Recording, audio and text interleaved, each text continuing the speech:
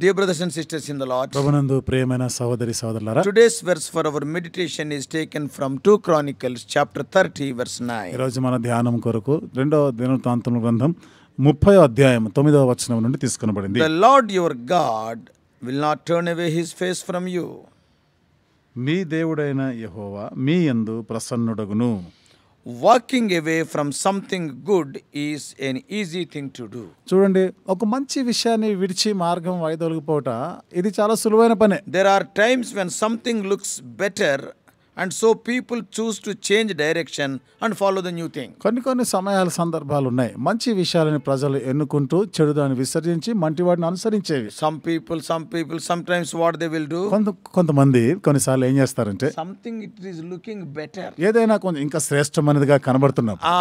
When it is looking like that, we do not know whether it is true or false. ఆ విధంగా అనిపిస్తూ ఉంటుంది. అది మంచిదా, అది తప్ప, సరి అయిందా తెలియదు మనకి. Then the people will choose to change directions and follow the new thing. అప్పుడు ప్రజలు వారి దిశ మార్చి క్రొత్త దానిని అనుసరించడానికి వాళ్ళు సిద్ధపడతారు. But after some time what will happen? అయితే కొంతకాలం అయిన తర్వాత In ఏమవుతుంది? the process of choosing the new direction, నూతనమైనటువంటి దిశని, క్రొత్తదైన దాన్ని ఎన్నుకుంటున్నటువంటి ఆ ప్రక్రియలో sometimes people make a mistake. కొన్నిసార్లు ప్రజలు పొరపాట్లు చేస్తారు. After they realize that they chose the wrong direction, వారు ఈ తప్పుడు మార్గాన్ని ఎన్నుకున్న తర్వాత దాని గురించినటువంటి గ్రహింపు వచ్చినప్పుడు, and they realize that they have chosen the wrong direction, and in the process they hurt someone మేము else. తప్పు మార్గాన్ని ఎన్నుకున్నామంటువంటి ఆ ప్రక్రియలో వారు ఎవరినైనా గాయం చేస్తాం.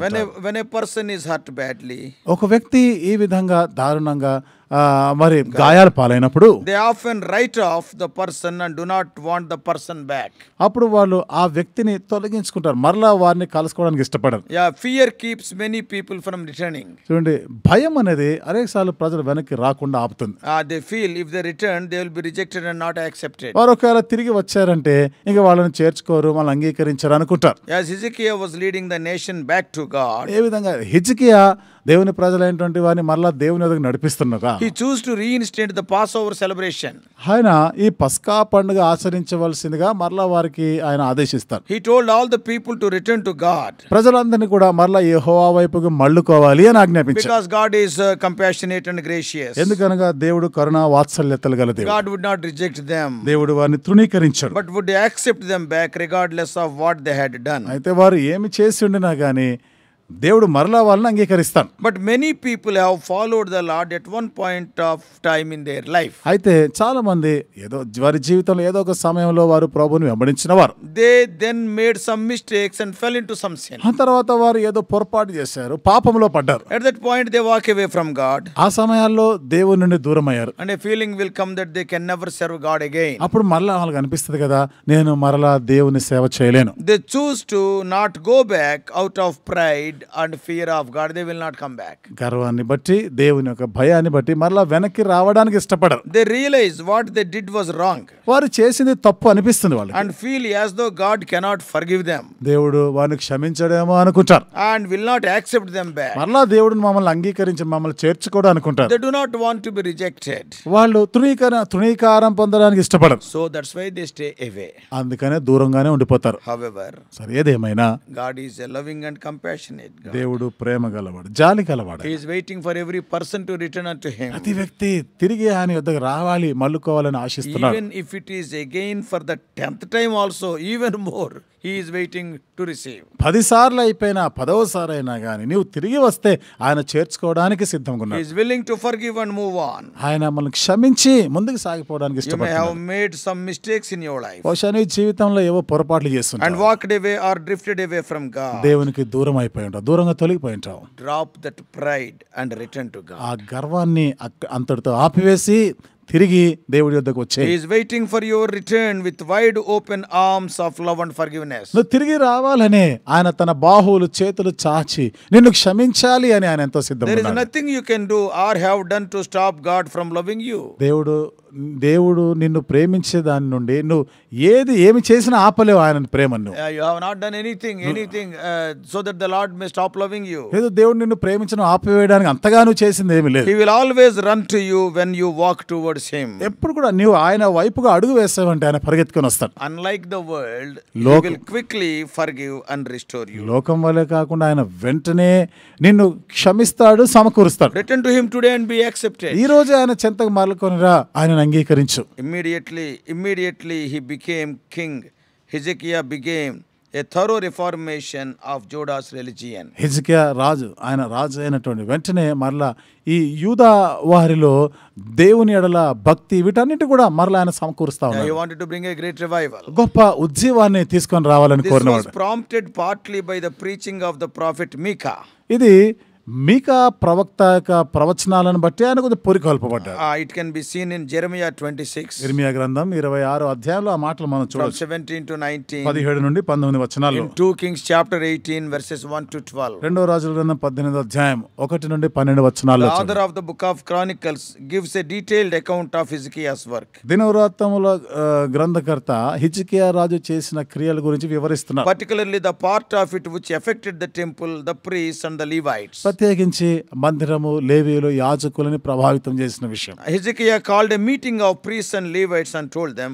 హిజ్కియా లేవీయులు, యాజకులని సమకూర్చి వారితో చెప్పినాడు. He told them plainly that neglect of the temple was the reason for God's anger with Judah. చూడండి, దేవుని యొక్క మందిరంని నిర్లక్ష్యం చేసిన కారణాన్ని బట్టి దేవుని యొక్క ఉగ్రత మీ మీదకి వస్తుందని ఆయన సూటిగా Their చెప్పాడు. first job was to clean the rubbish out of the temple and prepare it for the recommencement of religious services. మొదటిదిగా వారు చేయవలసినటువంటి పని ఏమిటిదంటే మందిరంలో ఉన్నటువంటి పనికిరానిటువంటి అవిగ్రహానికి సంబంధించినవన్నీ కూడా తొలగించి వేయాలి, చెత్త అంతా కూడా తొలగించాలి, మరలా మరి దేవుని సేవ గురించినటువంటి పనులను ఆరంభించాం. And that is what we read in 29th chapter first 11 verses. ఇది 29వ అధ్యాయం మొదటి 11 వచనాల్లో చదవచ్చు. The temple was so filthy that a large group of Levites took more than 2 weeks to clean and prepare the building for use again. మందిరం అంతా ఎంత అపవిత్రమైపోయిందంటే, చెత్త ఎంత చెత్త చెదారంతో నిండిపోయిందంటే వాటిని తొలగించి శుభ్రం చేయడానికి ఈ లేవీలకి 2 వారాల సమయం పట్టింది. Hezekiah then held a service in which sacrifices were offered for the cleansing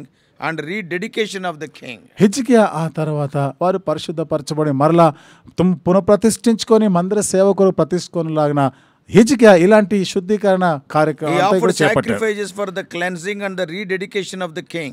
ఆయన ఆ బలులు అర్పించారు. వారు ప్రతిష్ఠించుకొని పరిశుద్ధపరచబడి మరలా For the దేవుని కొరకు, rededication of the king. మళ్ళా ఆ రాజు ప్రతిష్ఠించబడే దాని కొరకు ఆయన And మళ్ళా also the nation.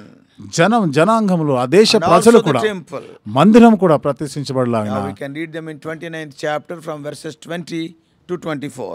ఇది ఆయన బలులు అర్పించిన సంగతి 29వ అధ్యాయము 20 నుండి 24 వచనాల్లో చదవచ్చు. All this was accompanied by the music and singing of the Levites as arranged by David. ఇవన్నీ కూడా దావీదు ఏర్పాటు చేసిన ప్రకారం లేవీయులు వారు ఆ పాటలు పాడుతూ సంగీత వాయిద్యాలతో కూడా జరిగింది. When the service was finished, ఎప్పుడైతే ఆ సేవ ముగించబడిందో the people were invited to make personal offerings. ప్రజలు వ్యక్తిగతంగా వారు అర్పణలు అర్పించడానికి కొరకు They ఆహ్వానించబడ్డారు. responded so promptly and generously that the priests were spiritually unprepared for and physically unable to cope up with the renewed activity in the temple. కాబట్టి వారు ఎంతగా వారు స్పందించారంటే యాజకులైన వారు కూడా ఇంతగా ఇది జరుగుతుందని వారు ఊహించలేనంత విధానంలో వాళ్ళు తాము ప్రతిష్ఠించుకొని అర్పణలు అర్పించారు. The Levites who showed more enthusiasm, they have called for help of other people.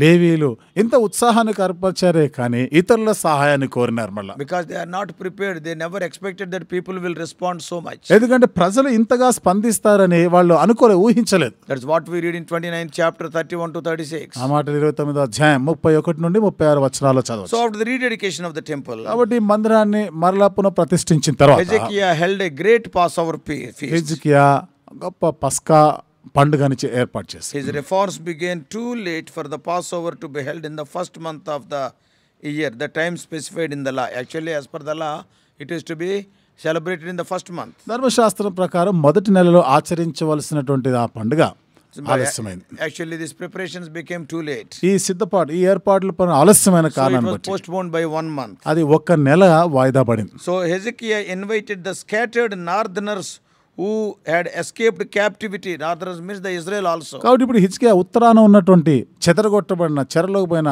Israel ప్రజలను కూడా ఆయన ఆహ్వానించారు. Yeah, you please come and join Judah. రండి మీరు కూడా వచ్చి యూదా వారితో Let us కలవండి. worship the Lord by offering sacrifices. రండి మనం బలులు అర్పిస్తూ కలిసి దేవుణ్ణి ఆరాధిస్తామన్నారు. Of course, many of the northern Israel were not interested. అయితే ఉత్తరాన ఉన్న ఇశ్రాయేల్ ఎక్కువ శాతం వారు అంత ఆసక్తి That's what we కనపరచలేదు. read in chapter 30 in the first 12 verses. ఆ మాట 30 అధ్యాయం మొదటి 12 వచనాల్లో So చదవచ్చు. those who gathered for the feast cleansed Jerusalem of all traces of false religion.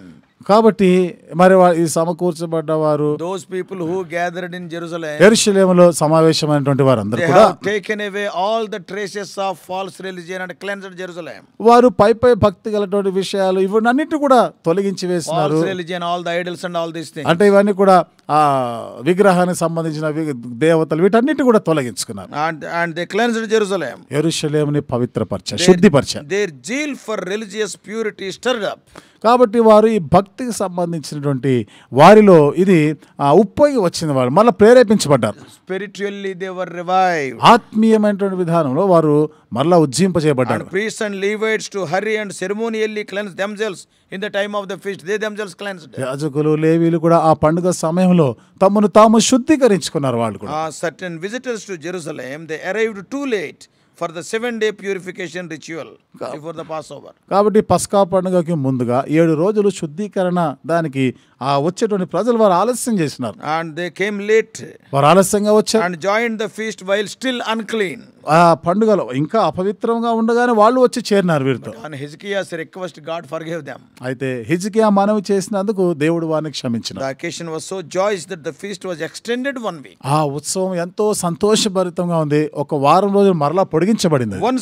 Once the city of Jerusalem and its temple had been cleansed, ఒకసారి యెరూషలేము దేవాలయం పట్టణం అంతా కూడా శుద్ధి చేయబడినప్పుడు then the people went out and cleansed the country areas. అప్పుడు ప్రజలు ఆ దేశంలో ఉన్న ప్రాంతాలను కూడా శుద్ధీకరించారు. Having removed the false religion and all the idols, కాబట్టి విగ్రహాలు పై భక్తి వీటన్నిటి కూడా ప్రజలు విసర్జించి Hezekiah made plans for the proper functioning of the nation's true religion. కాబట్టి దేశ ప్రజలు నిజమైనటువంటి భక్తి కలిగి ఉండేలాగా హిజ్కియా అలాంటి ఏర్పాట్లు చేసినారు. First he divided the priests and Levites into groups according to David's plan. మొదటిదిగా లేవీలు యాజకుల్ని వేరు గుంపులుగా దావీదు ఆయన చెప్పిన పద్ధతి ప్రకారంగా వాళ్ళు వేరు చేశారు. Then he arranged for their proper support through the orderly payment of their tithes and offerings by all the people. ఆ తర్వాత ప్రజలందరూ కూడా వారి యొక్క దశమ భాగాలు వారి అర్పణలు అర్పించడానికి ఆయన ప్రేరేపించారు. And then he arranged the support to the Levites. లేవీలకి ఆ విధంగా ఆయన ఏర్పాటు చేసినాడు. సదుపాయాలు People ఇచ్చారు. responded so generously. ప్రజలు ఎంతో దాతృత్వమైనటువంటి విధానం స్పందించారు. That's why Hezekiah prepared special storage places for all the sheep, cattle and the produce they offered. అందుకనే హిజ్కియా అక్కడ పశువులంతటికి వారు అర్పించిన అర్పణలన్నిటికీ కూడా ఇంకా అదనమైనటువంటి They are bringing so many things. అంటే వారు విస్తారంగా తీసుకొని వస్తున్నారు. Too many sheep. గొర్రెలు ఇవన్నీ కూడా Too many cattle. ఎక్కువైన పశువులను Too తీసుకొని many వచ్చారు. produce of the land. అంతేకాకుండా భూఫలమును కూడా వారు తీసుకొని వచ్చారు. So he has to prepare special storage places. వీటన్నిటి కూడా నిల్వ చేయడానికి ప్రత్యేకమైనటువంటి ప్రాంతం స్థలమును కొట్లను ఆయన And he సిద్ధపరిచారు. also appointed people, officials to administer those stores. ఇప్పుడు ఆ కొట్ల పైన మరి అధికారులుగా కొంతమందిని ఆయన నియమించినాడు. And he made a register of all those people who are eligible for the support, who can be paid. కాబట్టి వారి కొరకు అంటే వారికి జీతాలు ఇచ్చే విషయంలో వీటన్నిటి కూడా ఆయన నియమించినాడు వాళ్ళని. And he prepared a register. దానికి కూడా ఒక పుస్తకం లాగా తయారు చేసినాడు, దానిలో నమోదు చేసినాడు. So that no injustice may be caused. తద్వారా వారు ఎలాంటి అన్యాయం జరగకుండా ఉండాలని. So what a wonderful revival it is. ఎంత అద్భుతమైనటువంటి ఉద్యమం వచ్చింది. Lastly, చివరిగా the promise for our meditation was proclaimed. మన ధ్యానం కొరకైన ఈ వాగ్దానం ప్రకటన చేసినారు. What he is telling? ఏమని If చెప్తున్నాడు? you return to God, he will return to you in a way of mercy. మీరు దేవుని యొద్దకు తిరిగిన యెడల ఆయన కరుణా కటాక్షం గలవాడే మీ వైపు Yeah, తిరుగుతాడు. this begins with 2 Chronicles 36. ఇది Chapter 30 verse 6. 2వ దినవృత్తాంతం 30వ అధ్యాయం 6వ వచనంతో ఆరంభించబడింది. And it concludes with the 2 Chronicles chapter 30 verse 9. 2వ దినవృత్తాంతం గ్రంథం 30వ అధ్యాయం 9వ వచనం దగ్గర ముగించబడుతుంది. In general, you will find him gracious and merciful, and one that will not turn away his face from you.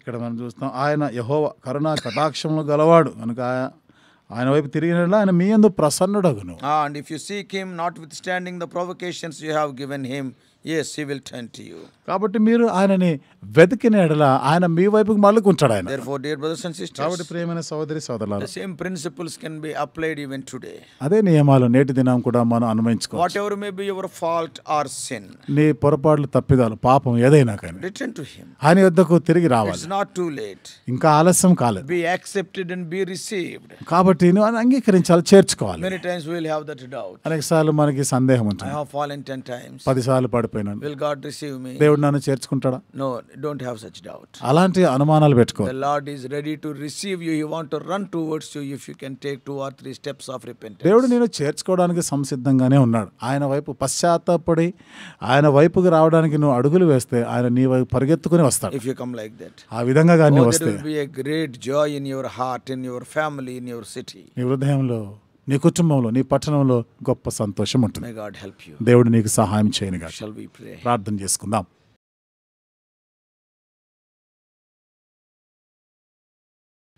Loving Heavenly Father, ప్రేమగల మా పరలోకపు తండ్రి, we are so thankful unto Thee for the kings like Hezekiah. హిజ్కియా లాంటి రాజుల జీవితాలను బట్టి మీకు వందనాలు. They are great revivalists. ఓ దేవా, గొప్ప ఉజ్జీవాన్ని తీసుకుని O వచ్చిన Lord, when the people of Judah were living in spiritual apostasy, యూదావారు ప్రభు విశ్వాస భ్రష్టత్వ జీవితంలో జీవిస్తున్నప్పుడు, O Lord, man of God, Hezekiah became the king. దైవజనుడు హిజ్కియా రాజు అయినాడు. Started great reforms. ఓ ప్రభు గొప్ప సంస్కరణలు Oh, చేపట్టాడు. brought wonderful change. అద్భుతమైన మార్పును తీసుకుని Once వచ్చాడు. again, he revived the sacrifices in the temple. మరొకసారి ప్రభా మందిరంలో, దేవాలయంలో బలులను Once అర్పించేటట్టు again, the చేశాడు. worship was started. అలా ప్రభా అక్కడ ఆరాధన సేవ జరుగుతా Oh, that's why he got a wonderful title. అందుకని అంత అద్భుతమైన బిరుదు కూడా ఆయనకు There ఉండింది. is no king among Judah, the kings of Judah, before him and after him, like Hezekiah. యూదా రాజులలో హిజ్కియా రాజు లాంటి రాజు అంత పూర్వమైన తర్వాత నేను లేడు అన్నారు. Oh Lord, he got your appreciation. ఓ దేవా, మీ నుండి ఎంతో మెప్పుకోలు పొందాడు. When we, oh Lord, work for such a revival, దేవా, ఇలాంటి ఉద్యమం రావడానికి మేము కూడా there ప్రయాసపడినప్పుడు will be a great joy. గొప్ప సంతోషం ఉంటుంది. Our dear ones who are hearing this message, ఈ వర్తమానం వింటున్న మా ప్రియులైన by వారు, any means, because of any fault or error or sin, if they are away from God, ఏ కారణం చేతనైనా ఏదో పొరపాటు, తప్పులు, పాపం జరిగిన కారణాన్ని బట్టి వారు దేవునికి దూరమై ఉంటే, let them understand that thou art a God of restoration. ఓ దేవా, నువ్వు సమకూర్చే దేవుడు అని అర్థం Help చేసుకుంటాడు. them to understand that thou art willingly waiting for their return. దేవా, వారు తిరిగి వస్తే చేర్చుకోవడానికి నువ్వు సిద్ధంగా ఉన్నావని తెలుసుకున్నట్లు సహాయం చేయి. Speak to them. దేవా, వారితో కూడా మాట్లాడు. Leaving their wicked ways, they may come turn into thee. ప్రభా, వారి దుర్మార్గపు మార్గం విడిచి నీ యొద్దకు మళ్ళుకొనిలాగిన సహాయం చేయి. Once again, great joy may come with you, great joy. మరొకసారి గొప్ప సంతోషం వారికి అనుగ్రహించింది. Jesus' precious name. యేసు ప్రభువు అమూల్యమైన నామములో ప్రార్థించి వేడుకుంటున్నాము. ఆమేన్.